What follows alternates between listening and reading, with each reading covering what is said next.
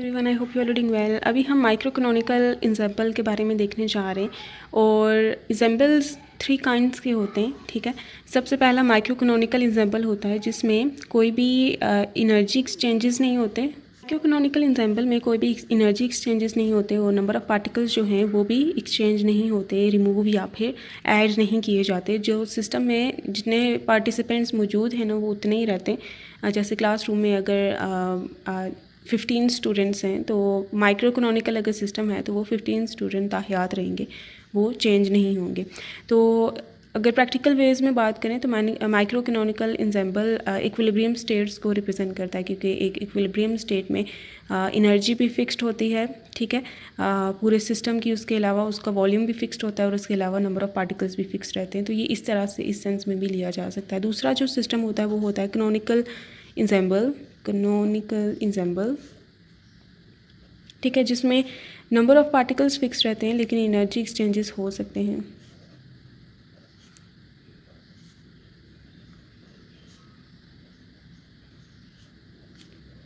Means जब इस system को स्टडी किया जाता है ना, तो स्टडी किए जाने के दौरान एनर्जी की वेरिएशन को खातिर में लाया जा सकता है विद टाइम। मींस कि आप एक स्टेट को रिप्रेजेंट कर रहे हो, एक सिस्टम को जिसमें एनर्जी चेंजेस हो रहे हैं फिल वक्त जब आप उसे स्टडी कर रहे हो। ये एक ऐसी स्टेट है, ये वाली इक्विलिब्रियम स्टेट है, आपके पास ये सिस्टम मौजूद है। ठीक है, पहले बेशक जो भी हंगामे इसमें होते रहे, लेकिन अभी ये एक स्टिल स्टेट में, इक्विलिब्रियम स्टेट में, जिसमें हर पार्टिकल की एनर्जी, पूरे सिस्टम की जो एनर्जी है वो फिक्स्ड है, नंबर ऑफ़ पार्टिकल्स भी फिक्स्ड है। ये होगा माइक्रोइकोनॉमिकल एग्जाम्पल जब आप इसको स्टडी कर रहे हो। ये इसमें अभी हम जो केस स्टडी करेंगे वो हम देखेंगे। इकोनॉमिकल एग्जाम्पल वो होता है कि अभी ये पार्टिकल्स, इसमें नंबर ऑफ़ पार्टिकल फिक्स्ड हैं, एक्सचेंज नहीं हो रहे इन्वायरमेंट के साथ, लेकिन इसमें जैसे मैंने स्टिर कर दिया है उसको, उसमें एनर्जी एक्सचेंजेस हो रहे हैं, या फिर मैंने उसके ऊपर वेव्स को बम्बार्ड कर दिया है, इलेक्ट्रोमैग्नेटिक वेव्स को, ये ओसिलेट कर रहा है, ओसिलेशन की नतीजे में इसकी एनर्जी वेरिएशन हो रही है। ये मतलब ऐसा सिस्टम की स्टेट में, आप किस स्टेट में उसको स्टडी कर रहे हो, तो ये जब एनर्जी भी उसमें चेंज हो रही हो लेकिन पार्टिकल्स उसके फिक्स नहीं, ये नहीं कि आप उसमें से पार्टिकल निकाल रहे हो, ऐड कर रहे हो, तो ऐसा नहीं। तो थर्ड होता है ground canonical example. Ground canonical example ये फ्री सिस्टम है, इसमें आप नंबर ऑफ़ पार्टिकल, ऐसा स्टेट है सिस्टम का जिसमें आप बेशक उसमें से जिस टाइम आप उसे स्टडी कर रहे हो उसमें पार्टिकल रिमूव और ऐड भी हो रहे हैं, एनर्जी भी एक्सचेंजेस हो रहे हैं, तो इसमें सारे एक्सचेंजेस अलाउड होते हैं। ठीक हो गया। अभी हम माइक्रोइकोनॉमिकल सिस्टम के लिए, ठीक है, इक्विलिब्रियम स्टेट के लिए हम कह सकते हैं, कैनोनिकल एग्जाम्पल के लिए फाइंड आउट करेंगे equation of state for vacancies in a crystal. ठीक हो गया। Equation of state find out करेंगे हम for vacancies in a crystal. जब एक क्रिस्टल को क्रिएट किया जाता है, बनाया जाता है, सिंथेसाइज किया जाता है, तो उसमें डिफेक्ट्स हर तरह के मौजूद होते हैं। वो डिफेक्ट्स उसमें वैकेंसीज़ की वजह से, वन ऑफ द डिफेक्ट जो उसमें होता है वो वैकेंसीज़ की वजह से होता है। कि मीन्स हम जानते हैं एक क्रिस्टल में वेल अरेंजमेंट ऑफ एटम्स होती है और ये लेट्स से इस तरह से अरेंजमेंट हो रही है, लेकिन यहाँ पर जहाँ एटम होना था वहाँ पर एटम ही नहीं है। ठीक है, जब एटम नहीं है तो इसमें डिफेक्ट आ जाता है। ये मैंने एटम्स जान के इसके कुछ मिस किए हैं ताकि डिफेक्ट को शो किया जा सके। तो ये वैकेंसीज़ की वजह से डिफेक्ट होता है। और भी डिफरेंट काइंड्स ऑफ डिफेक्ट्स होते हैं कि लेट्स से वैकेंसी की जगह कोई फॉरेन एटम आ गया है। ठीक है, मतलब ये सारे एटम कार्बन के और एक यहाँ ऑक्सीजन का एटम, फॉरेन एटम घुस गया है, तो ये भी एक डिफेक्ट होता है। बहुत सारे डिफेक्ट्स के काइंड होते हैं। यहाँ पे जो हम डिफेक्ट्स देख रहे हैं वो वैकेंसीज़ की वजह से डिफेक्ट हैं। और ये क्रिस्टल एक स्टिल स्टेट में मौजूद है। लेट्स से यहाँ पे मैं क्रिस्टल यहाँ से कोई उठा के यहाँ पे रख दूँ, उसके साथ में कोई रिएक्शन वगैरह, कोई एनर्जीज़ नहीं दे रही है, बस एक इक्विलिब्रियम टेम्परेचर T पे मौजूद है। ठीक है, और मैं देखना चाहती हूँ इस टेम्परेचर T पे, ठीक है, इस टेम्परेचर T पे, जबकि मैं इसके साथ कोई भी एनर्जी इंट्रैक्शन वगैरह नहीं कर रही, इसके अंदर कितनी वैकेंसीज़ मौजूद हैं। ठीक है, एज़ कम्पेयर टू ये वेल अरेंज्ड एटम्स। ठीक है, ये वेल अरेंज्ड एटम्स हैं और ये वैकेंसीज़। वेल अरेंज्ड एटम के मुकाबले में कितने वैकेंसीज़ मौजूद हैं, क्या फ्रैक्शन है उनका, तो ये अगर मैं जानना चाहती हूँ तो वो है स्टेट में जानना चाहती हूँ इस क्रिस्टल की, और वो किस तरह के लिए, कि मतलब वैकेंसीज़ के लिए मैं जानना चाहती हूँ। तो उसके लिए हम यहाँ पे अभी इक्वेशन ऑफ स्टेट को डिराइव करेंगे in a crystal at a fix temperature T। किसी फिक्स टेम्परेचर T पे हमारा ये सिस्टम मौजूद है और उसमें हम ये देखना चाह रहे हैं।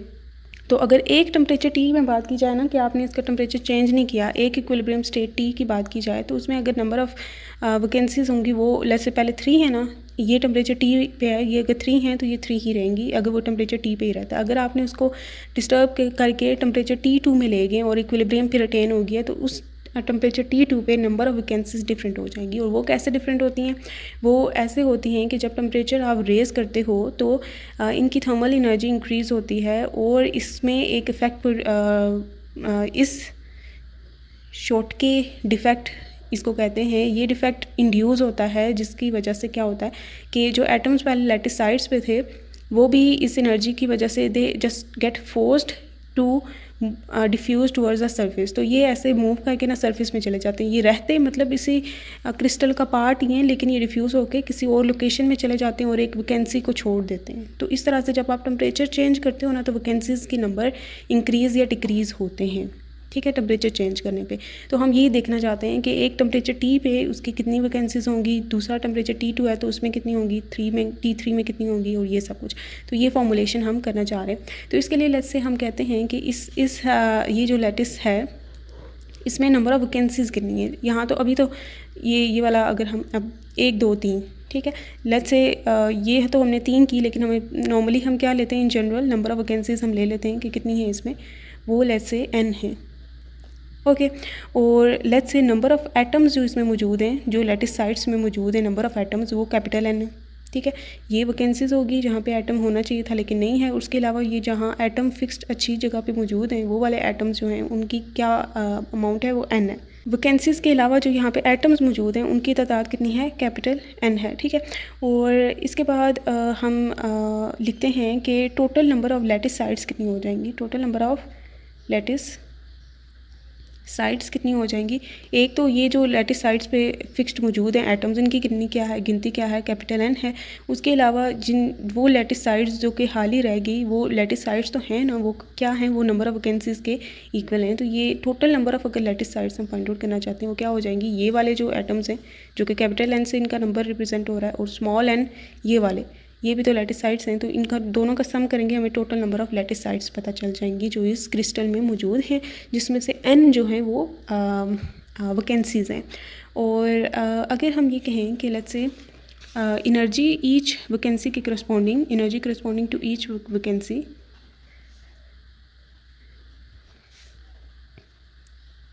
वो कैपिटल E है, ठीक है। एक वैकेंसी की एनर्जी, जैसे हम बैंड थ्योरी में देखते हैं ना सॉलिड्स की, कि होल भी एनर्जी कैरी कर रहा होता है। होल क्या है, that is the absence of electron या नीड ऑफ इलेक्ट्रॉन। यहाँ पे भी क्या है, नीड ऑफ एटम है, और ये भी एनर्जी रख रहा होता है, ये वैकेंसी भी एनर्जी रख रही होती है। तो उसको लेट्स से हमने ई का, और let's say this energy is constant for every vacancy की लोकेशन, ठीक है, ये हमने अज्यूम कर लिया। फिर अगर हम total energy due to vacancies find out करना चाहते हैं, ठीक है, ये तो एक वैकेंसी की एनर्जी होगी ना। Total energy let's say 3 vacancies हैं, उनकी एनर्जी क्या हो जाएगी, E प्लस ई, 3 बार उसे ऐड कर देंगे E को।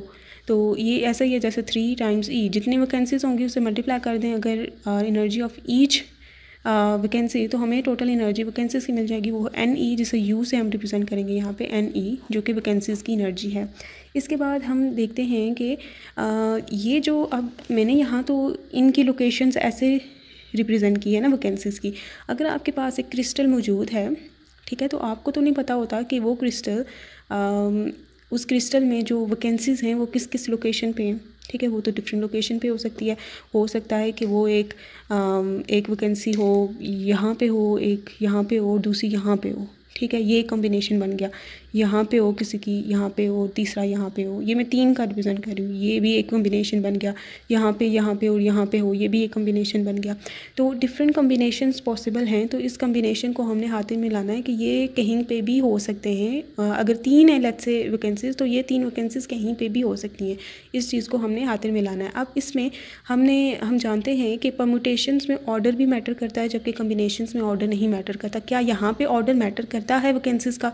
तो यहाँ पे लेट्स से एक एटम A1 है, एटम A2 और एटम A3 मैंने ऐसे नाम कर दिया, जबकि तीनों एटम्स बिल्कुल सिमिलर हैं।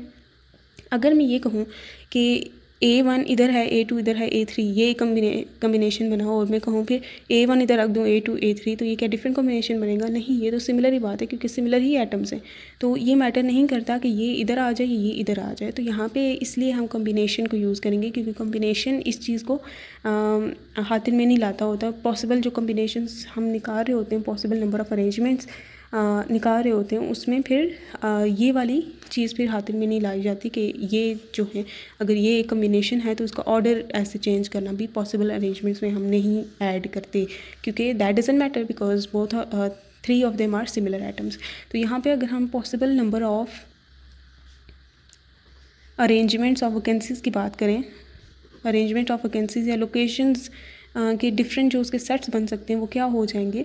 Total number of lattice sites जो मौजूद हैं, ठीक है, total number of lattice sites क्या है? n, capital N plus small n C, और यहाँ पे हम ले लेंगे टोटल नंबर ऑफ़ वैकेंसीज़ जो कि ये हैं। तो यहाँ पे ये W हमें मिल चुका है जो कि पॉसिबल अरेंजमेंट शो करता है और यहाँ पे वो क्या हो जाएगा, इसमें इसको खोल के लिखते हैं फिक्टोरियल के फॉर्म में। ये जो इधर चीज़ लिखी होती है इसका factorial, whole factorial divided by इसका फिक्टोरियल और इनटू इन ये ऊपर वाली टर्म माइनस नीचे वाली टर्म का होल फिक्टोरियल। तो ये बन गया capital N plus small n factorial, n factorial, ये कैंसिल, तो यहाँ पे कैपिटल N फिक्टोरियल बच गया। ये है हमारे पास W।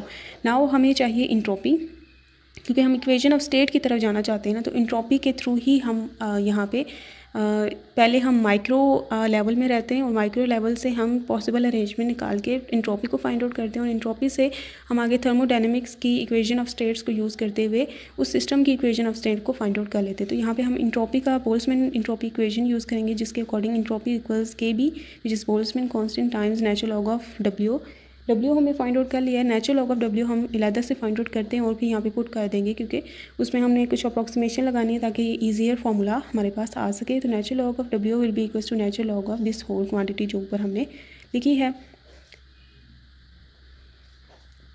ओके, अब ये नेचुरल लॉग की प्रॉपर्टी होती है कि यहाँ पे नेचुरल लॉग में ये अगर डिवीजन में आ रहे हैं ना तो दोनों न्यूमरेटर का नेचुरल लॉग, न्यूमरेटर है capital N plus small n का फिक्टोरियल माइनस डिनोमिनेटर का नेचुरल लॉग, ठीक है। अब ये जो मल्टीप्लाई हो रहे हैं ना इन पे फर्दर ऑन लग जाता है कि जो ये मल्टीप्लाई हो रहे हैं इनका हम करते हैं कि नेचुरल लॉग ऑफ पहला वाला फिर प्लस नेचुरल लॉग ऑफ दूसरा वाला टर्म मल्टीप्लिकेशन में जो अब ये माइनस साइन भी अंदर मल्टीप्लाई कर देते हैं।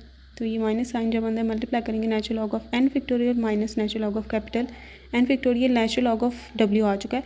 अब इससे हम फर्दर ऑन ये फिक्टोरियल को ख़त्म करना चाहते हैं और इसके लिए हम यूज़ करेंगे स्टर्लिंग्स अप्रॉक्सीमेशन जो कि फिक्टोरियल्स को नेचुरल लॉग्स की फॉर्म में और सिंपलर वैल्यूज़ की फॉर्म में लेके आता है। सो यूजिंग स्टर्लिंग्स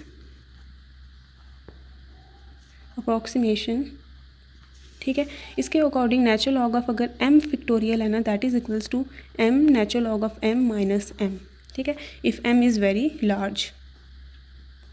तो इसके लिए वो जो हमारे पास क्वांटिटीज़ हैं उनके लिए हम सेपरेटली यहाँ पे फाइंड आउट करते हैं और फिर उनको पुट कर देते हैं। तो इसका नेचुरल लॉग था that will be equals to n plus n natural log of capital N plus n, जहाँ जहाँ m n है उसकी जगह फिर n प्लस स्मॉल n लिख देंगे माइनस n प्लस n।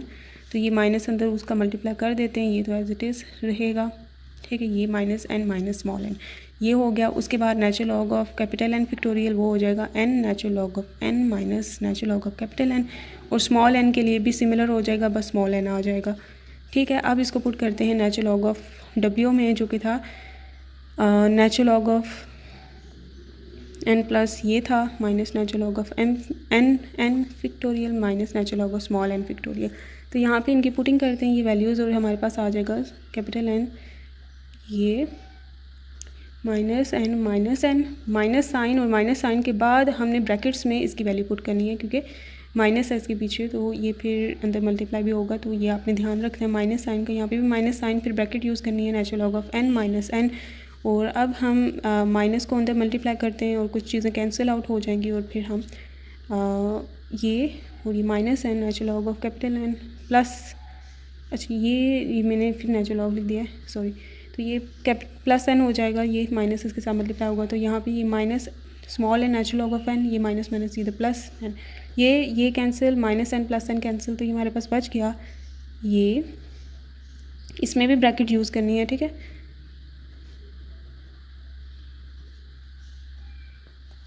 तो ये नेचुरल लॉग ऑफ डब्ल्यू हमारे पास आ चुका है, ठीक है। तो अभी हम इंट्रोपी फाइंड आउट कर लेते हैं, और entropy will be equals to k B times natural log of W. Natural log of W बस यहाँ पे हमने लिख देना जो भी अभी हमने फाइंड आउट किया है, और ये है वो नेचुरल लॉग ऑफ डब्ल्यू।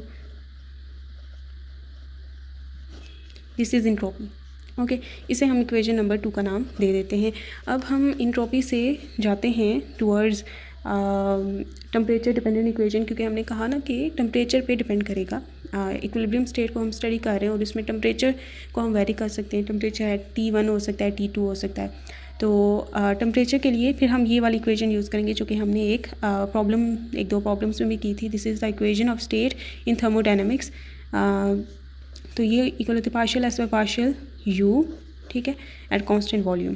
सो यहाँ पे ये हम पुट करते हैं पार्शियल बाय पार्शियल यू और एस की वैल्यू ये के बी में बाहर ही ले लेती हूँ। तो यहाँ पे ये कैपिटल एन, अच्छा ये मैं इससे पहले कि ये से करूँ, क्योंकि हम देख सकते हैं एस में यू है ही नहीं, जबकि ये partial derivative with respect to u है। तो इस चीज़ को करने के लिए हमने स्टार्ट में वैकेंसीज़ की एनर्जी लिखी थी, सब कुछ वैकेंसीज़ के बारे में है ना। तो यहाँ पे वैकेंसीज़ की एनर्जी थी small n into capital e. तो यहाँ ई जो कैपिटल ई है वो कांस्टेंट है, यहाँ पे पुट कर देते हैं ये partial S by partial you की जगह एन कैपिटल ई। अब ये डिफरेंशियल की तरह है जिसमें ई बाहर आ जाएगा 1/e और यहाँ पे पार्शियल एन रह जाएगा, तो ये ऐसे आ गया। अब हम एस की वैल्यू को पुट करते हैं और ये मैं ई इधर ले जाती हूँ, यहाँ पे है ये इधर चला जाएगा, और ये partial by partial n of s में के बी आ रहा है जो मैं यहाँ पे ले रही हूँ, ठीक है, बाहर ही ले रही हूँ, और सारी क्वान्टिटी में यहाँ पर लिख रही हूँ। इसका भी हम डेरिवेटिव लेंगे, पार्शियल डेरिवेटिव लेंगे, और फिर हमारे पास इक्वेशन ऑफ स्टेट आ जाएगी।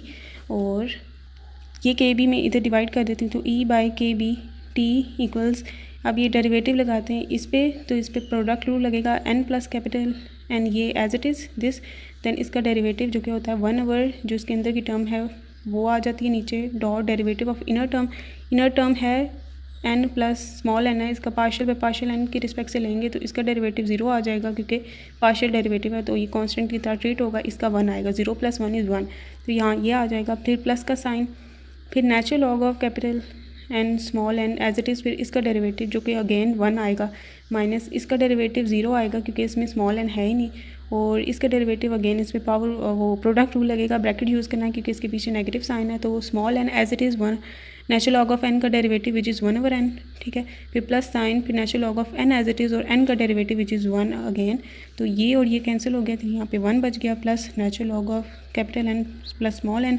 माइनस साइन, फिर ये और ये एन कैंसिल, तो बच गया अंदर 1 plus natural log of n. अब 1 माइनस को अंदर मल्टीप्लाई करते हैं, माइनस को अंदर मल्टीप्लाई करेंगे तो ये बन जाएगा -1 + 1 कैंसिल, तो natural log of capital n plus small n minus natural log of N.